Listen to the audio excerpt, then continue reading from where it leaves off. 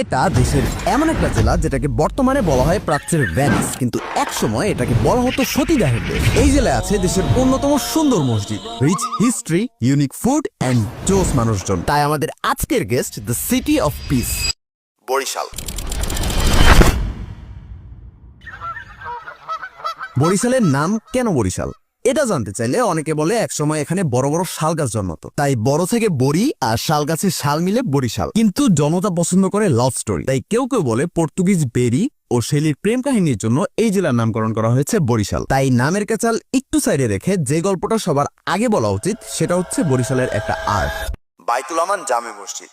বরিশাল জেলার উজিরপুর উপজেলার গুঠিয়ায় এই আর্ট পিসটা নির্মাণ করেন শরফুদ্দিন আহমেদ। 2003 সালের 16 ডিসেম্বর নির্মাণ কাজ শুরু হওয়ার পর এই মসজিদের নির্মাণ কাজ শেষ হয় 2006 সালে। এই মসজিদের নির্মাণ কাজে প্রায় 2,10,000-এর মতন শ্রমিক কাজ করেছে। 14 একর জমির উপর সম্পূর্ণ কমপ্লেক্সটা বানাতে গুনতে হয়েছে প্রায় 21 কোটি টাকা। প্রমাণ হিসেবে মসজিদের ইন্টেরিয়র দেখলেই বোঝা যায় কোনো দিক থেকেই কস্ট কাটিং করা হয়নি। সাথে এখানকার ঈদগাহ কমপ্লেক্সের ধারণ ক্ষমতা প্রায় 20,000 জন। সবচেয়ে ইউনিক ব্যাপার হচ্ছে মসজিদটি নির্মাণে প্রায় 21টি পবিত্র স্থানের মাটি ও জমজম কূপের পানি ব্যবহার করা হয়েছে। কিন্তু আর্কিটেকচারের বাইরে ন্যাচারাল কিছু দেখতে চাইলে যেতে হবে দুর্গাসাগর।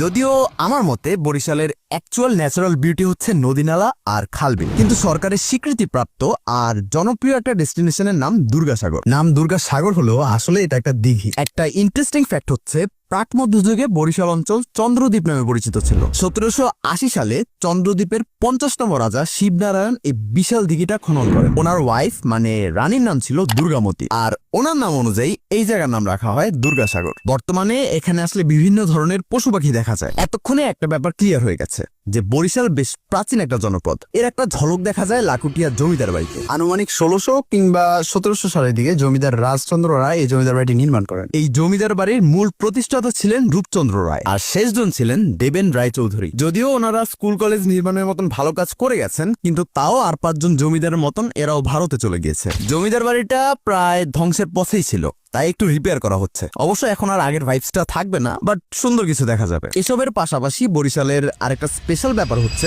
Food culture.